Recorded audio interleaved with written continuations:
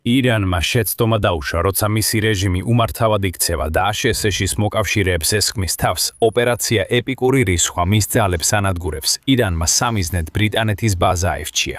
როგორი იყო ბრიტანეთის პასუხი? ის არაბეთის ზღვაში რაღაც უზარმაზარს აგზავნის, რაც ირანის ყველასისთვის ყველაზე არასასურველი სიურპრიზია. ირანისკენ რაღაც ბირთვული მოდის. ეს კოშმარია რეჟიმისთვის, რომელიც უკვე კრახის პირასაა. რა თქმა უნდა, ის რეჟიმი არ უნდა, რომ თქვენ იცოდეთ, რომ ის სივრთულეებს გამიცდის. ეს იყო მისი გიჟური გადაწყვეტილების მიზეზი და ერთდღა დიეგო გარსიას ბაზაზე, განსაკუთრებით ირანის სამხედრო ინფრასტრუქტურის დაზიანების ფონზე. თუ ირანი ცდილობს დაიცვას თავი აშშ-ში საჰაერო ძალასთან ბრძოლაში, ეს დარტყმა აზრიანია.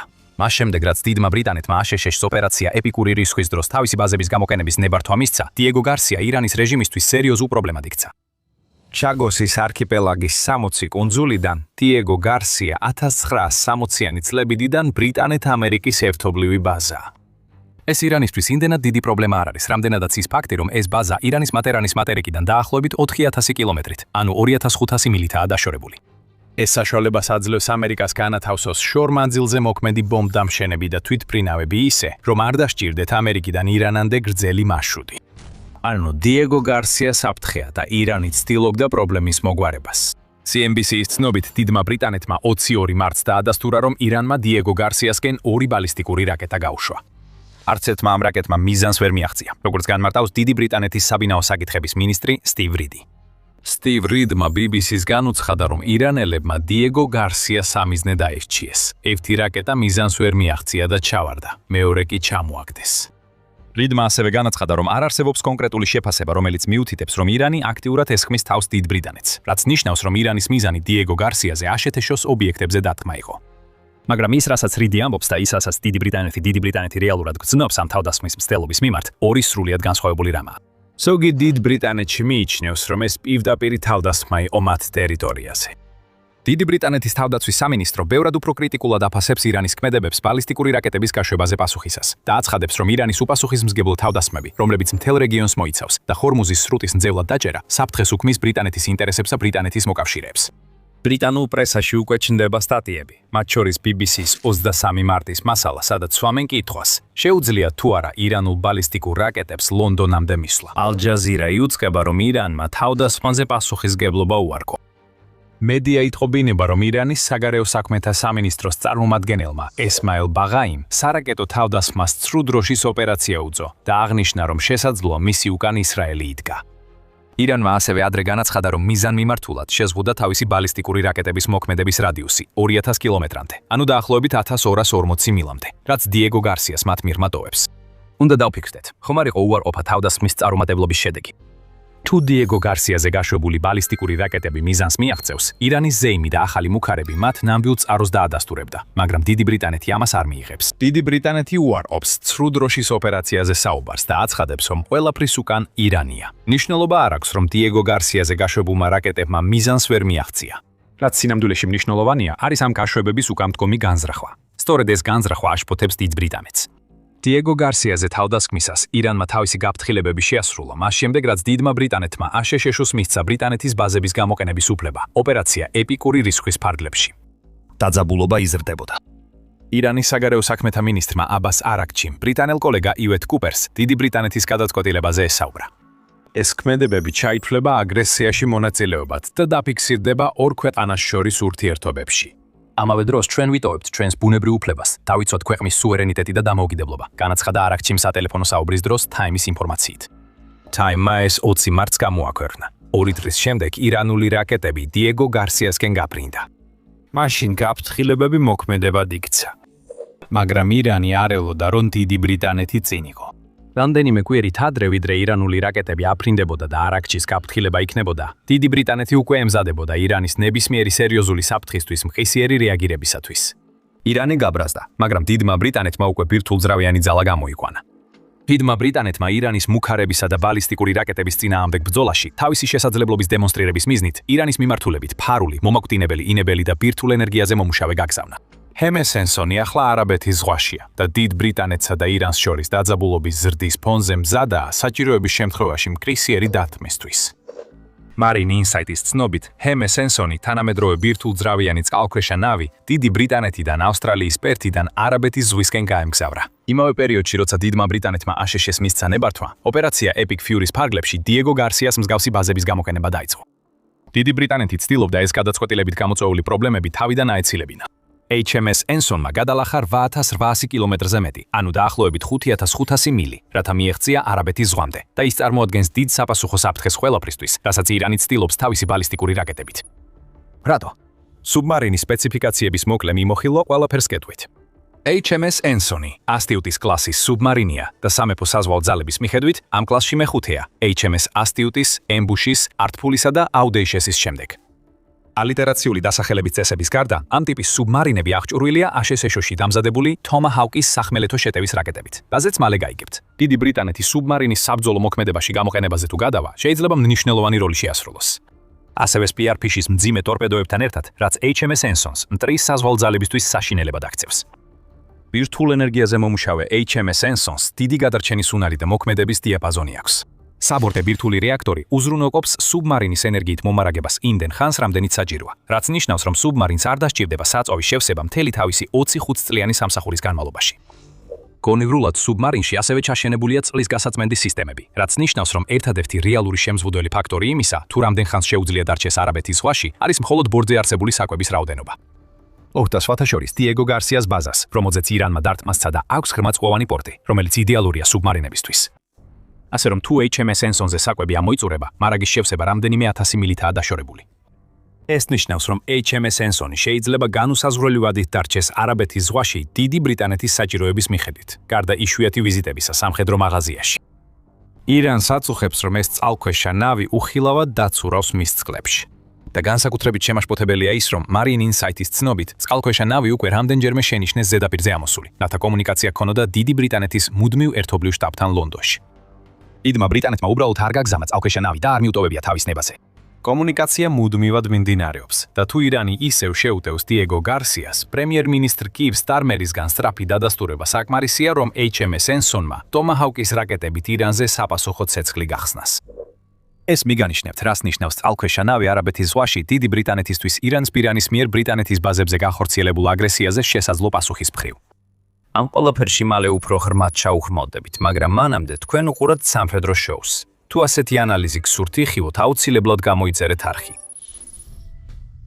დაუბრუნდეთ HMS Ensign-ს. ან წყალქვეშა ნავის ყოფნა არაბეთის ზღვაში დიდ ბრიტანეთს აძლევს სხვადასხვა ვარიანტს, თუ რა გააკეთოს შემდეგ ირანში, იმ შემთხვევაში თუ საერთოდ რაიმეს გააკეთებს.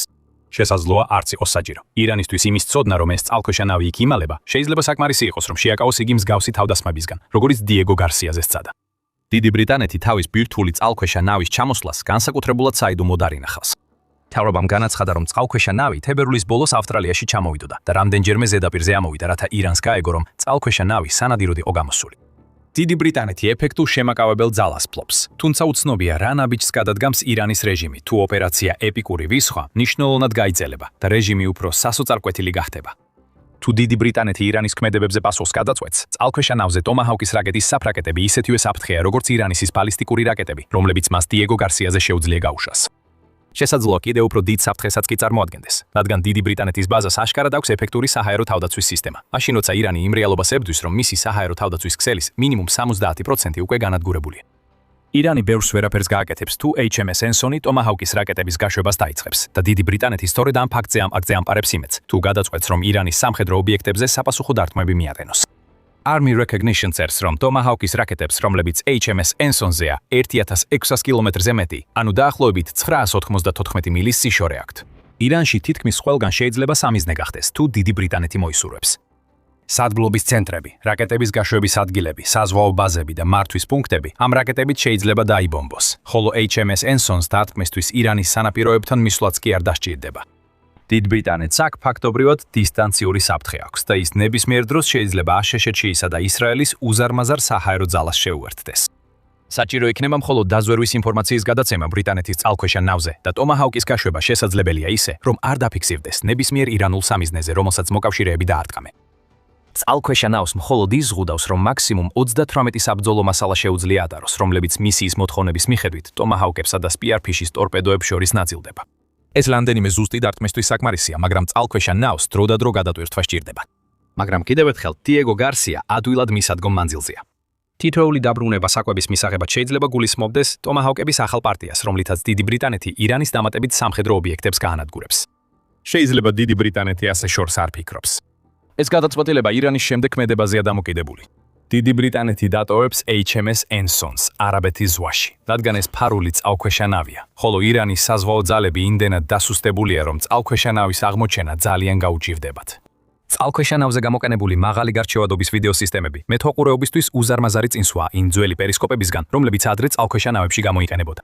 მისი მცირე აკუსტიკური ხელწერით სონარს წყალქვეშა ნავის აღმოჩენა რთულია, თუნდაც წყალქვეშა ნავების საწინააღმდეგო გემი ახლოს მოძრაობდეს. HMS Ensign-ის ზუსტი მდებარეობა მხოლოდ დიდი ბრიტანეთის პრემიერ-მინისტრსა და მცირე ჯგუფს მაღალი რანგის საზღვაო მეთაურების აიცის, რომლებიც პასუხისმგებელნი არიან ბრძანებების გადაცემასა და წყალქვეშა ნავის გადაადგილების ადგილის განსაზღვრაზე. ეს მნიშვნელოვანია, რადგან დიდი ბრიტანეთი ალბათ ჰორმუზის სრუტეში ფარულ წყალქვეშა ნავს იღენებს სიტუაციის სათვალთვალოდ. ეს წყლის გზა ოპერაცია ეპიკური რისხვის მთავარ თემად იქცა, რადგან ირანმა სრუტე დრონებით, ანტიგემის რაკეტებით და სწრაფი ნავებით წარმატებით დაბლოკა. ეს ფაქტორები ქმნის ასეთ საშიშ რისკს, რომ სავაჭრო გემები ხშირად აღარ გადიან იმ სრუტეში, რომელიც მსოფლიო ნავთობისა და თხევადი ბუნებრივი აირის 20%-ის ტრანზიტს უზრუნველყოფს. აქ შეიძლება საქმეში ჩაერთოს HMS Ensign. ის სპირფიშის ტორპედოებს სწრაფი ნავებისკენ ალბათ არ ისვრის, თუ დიდი ბრიტანეთი არ გადადაწყვეტს გემების ჰორმუზის სრუტეში გაცილებას. მაგრამ წყალქვეშა ნავი ჩუმად ივლებს ჰორმუზის სრუტესთან ახლოს მდებარე წყლებში და აკვირდება იქ მიმდინარე ყველაფერს და ყველაფერს დიდ ბრიტანეთში გადასცემს. გაითვალისწინეთ, სად არის წყალქვეშა ნავი განთავსებული. არაბეთის ზღვა ირანისა და ომანის სამხრეთით მდებარეობს და ინდოეთის ოკეანეში გადის. ჰორმუზის სრუტე მნიშვნელოვანია, რადგან აერთებს სპარსეთის ყურეს იმავე ზღვასთან, სადაც HMS Ensign დაცურავს. რაც ნიშნავს, რომ ეს წყალქვეშა ნავი აკვირდება სპარსეთის ყურეში შესვლებს და გამოსვლებს. ადრე ვახსენეთ, რომ HMS Ensign შეუძლია ჰორმუზის სრუტი გასწრუილ უზის სრუტის გასწრუილ სანაპირო ობიექტებზე დათმა ისე, რომ არ დაუახლოვდეს იმ სანაპირო რეგიონებში ირანის მიერ განთავსებული თავდაცვითი სისტემების მოქმედების არეს. იგივე ეხება ამ დაკვირვებასაც. თუ წყალქვეშა ნავი არ ესვრის მტრის გემებს, ეკიპაჟისთვის ერთადერთი შეზღუდვა საკვებია. HMS Ensign შეუმჩნევლად შეიძლება დარჩეს და დააკვირდეს სრუტეში არსებულ მოვლენებს. შეიძლება დაზვერვის მონაცემების შეგროვება, მაგალითად ირანის დროებით პორტებზე, საიდანაც აგზავნის სწრაფ ნავებს სრუტეში. HMS Ensign შეუძლია დააკვირდეს სანაპირო სამხედრო ობიექტებს და ეს ინფორმაცია გაუზიაროს აშშ-სა და ისრაელს საჰაერო დათმობისთვის. HMS Ensign-ის სპირფიშის ტორპედოებს ირანის სწრაფი ნავები ვერ უპირისპირდებიან. წყალქვეშა ნავი კი ბრძოლისთვის სრულ მზადყოფნაშია. ირანის კილოკლასის წყალქვეშა ნავები ხმაურიანია და ნაკლებად განვითარებული, ამიტომ HMS Ensign-ს ადვილად შეუძლია მათ კვალის დევნება და განადგურება, სანამ მათი ეკიპაჟები მიხვდებიან რა დაემართათ. რაც შეეხება ირანის ფრეგატებსა და სხვა საბრძოლო გემებს, ირანს ბევრი ასეთი აღარ დარჩა. აშშ-ს თქმით, ოპერაცია ეპიკური რისხვის ფარგლებში 100 ირანული ხომალდი გაანადგურეს. ირანი კი ჰორმუზის სრუტეში ასიმეტრიულ ტაქტიკას იყენებს მთავარ სტრატეგიად. არ ვიტყვით, რომ HMS Ensign-ს ირანის საზღვაო ძალებისგან აბსოლუტურად არაფრის ეშინია. თუმცა ის იმდენად ფარულია, რომ შეუძლია თავისუფლად იმოძრაოს, დააკვირდეს და დაარტყას არაბეთის ზღვიდან პრაქტიკულად სურვილისამებრ, რაც ნიშნავს, რომ ის მუდმივ საფრთხედ იქცევა, რომელსაც ირანი უნდა ითვალისწინებდეს ყველა მომავალ დათქმაში, რომელსაც შეიძლება ბრიტანეთის წინააღმდეგ განახორციელოს. მაინც რჩება კითხვა. ნიშნავს HMS Ensign-ის გამოჩენა არაბეთის ზღვაში, რომ დიდი ბრიტანეთი პირდაპირ ჩაერთვება ოპერაცია ეპიკური რისხვის განხორციელებაში. დიდი ბრიტანეთი არ აცხადებს მზადყოფნას ჩართვაზე. აშშ-ს უსმის საუფლება გამოიყენოს ბაზები და მისი ერთ-ერთი საუკეთესო წყალქვეშა ნავი ირანის გარშემო დაცუროს. სტარი ამ ეტაპზე ამბობს, რომ დიდი ბრიტანეთი ომში ჩართვას არ აპირებს. თუმცა სტარმა ამას ამბობს იმავდროულად, როცა ამტკიცებს, რომ დიდი ბრიტანეთი არ უნდა მოექცეს ცრუ სიმშვიდეში, თითქოს ოპერაცია ეპიკური რისხვა მალე და სწრაფად დასრულდება. ეს შეიძლება ისე იქნას გაგებული, რომ სტარმა ამბობს, დიდი ბრიტანეთი ჩარევას არ აპირებს, მაგრამ თავის შესაძლებლობებს ღიად ტოვებს იმ შემთხვევაში, თუ იგრძნობს, რომ ირანს უნდა უპასუხოს. ზოგი ამტკიცებს, რომ დიდი ბრიტანეთი უკვე ჩართულია ოპერაცია ეპიკური რისხვაში. მაგალითად, ჯერემი კორბინი, რომელიც დიდი ბრიტანეთის ლეიბორისტული პარტიის ყოფილი ლიდერია და ამჟამად ისლინგტონ ნორთის პარლამენტის წევრი. მან ალ-ჯაზირასთვის 24 მარტს დაწერილ სტატიაში აღნიშნა, რომ დიდი ბრიტანეთი ომში ჩაითრია, რადგან აშშ-ს სამხედრო ბაზებზე ცუდომა მისცა. ის ფიქრობს, რომ დიდი ბრიტანეთი უშვებს ამ ბაზების თავდაცვით დათმებში გამოყენებას აბსურდია და ამტკიცებს, რომ ნებისმიერი ბომბდამშენი, რომელიც დიეგო გარსიადან ან RAF ფეირფორდიდან ირანში ბომბებს ჩამოაგდებს, თავდასხმაში მონაწილეობს. თუ მოვიაზრებთ, რომ HMS Ensign არაბეთის ზღვაშია, სტარმას ლეიბორისტული პარტიის წინამორბედი უფრო უკმაყოფილოდ არჩება. დიდ ბრიტანეთს ირანის ომი პირდაპირ გავლენას ახდენს, პოლიტიზაციის მიღმაც. გარდა იმისა, რომ ბალისტიკური რაკეტები დიეგო გარსიას მიმართულებით მიფრინავს, ჰორმუზის სრუტეში შექმნილმა ქაოსმა დიდი ბრიტანეთის კომპანიების ხარჯების ზრდაზე დიდი გავლენა მოახდინა. უფრო სწრაფად გაიზარდა, ვიდრე ბოლო 44 წლის განმავლობაში. Sky News-ი იტყობინება. ოპერაციის დაწყების შემდეგ ბრენტის ნავთობის ფასი 50%-ით, გაზის კი 90%-ით გაიზარდა. სტარმას უწევს იმ რეალობასთან გამკლავება, რომ სიტუაცია, რომელსაც დიდი ბრიტანეთი ვერ აკონტროლებს, ნიშნულოვნად აუარესებს მოსახლეობისა ბიზნესების მდგომარეობას. შეიძლება ეს ყველაფერი საკმარისი იყოს სტარმას დასარწმუნებლად, რომ დიდ ბრიტანეთს ჩარევა სჭირდება. დიდ ბრიტანეთს მაინც ექნება გარკვეული კონტროლის შესაძლებლობა. მას შეეძლო მოკავშირეებთან ერთად ემუშავა, რათა ჰორმუზის სრუტე ღია დარჩეს. ხოლოდ ირიბ მუქარაზე მეტად გააკეთოს, როცა ირანი ბაზებს უტევს და ტომაჰაუკის რაკეტები რეჟიმის ტერიტორიის სიღრმეში გაუშვას. დიდი ბრიტანეთი გადამწყვეტ წერტილზეა. HMS Ensign კი ირანისკენ მიმართული შუბის წვერია. ერთადერთი კითხვა ახლა ის არის, რა უნდა მოხდეს, რომ დიდმა ბრიტანეთმა გადაწყვიტოს, რომ ირანის რეჟიმს, რომელიც მის ბაზებს უტევს, შუბი ჩაარჯოს. ამ კითხვაზე პასუხის მოლოდინში HMS Ensign აგრძელებს ნადირობას და კიდევ ერთი ქვეყანა უერთდება ოპერაცია ეპიკურ რისხვას. უკრაინა ხედავს შესაძლებლობას, რომ ირანის შაჰიდის დრონების ჰორმუზის სრუტეში გამოყენების ფონზე უფრო მჭიდრო კავშირებს დაამყარებს ახლო აღმოსავლეთსა და აშშ-თან და უზრუნველყოფს მათ საწინააღმდეგო საშუალებას. იხილეთ ვიდეო, რომ გაიგოთ, როგორ ერთვება უკრაინა ირანში. თუ მოგეწონათ ეს ვიდეო, გამოიწერეთ The Military Show. ჩვენ ვაშუქებთ კონფლიქტის შესაძლო გაფართოებას სპარსეთის ყურეში. მადლობა ორებისთვის.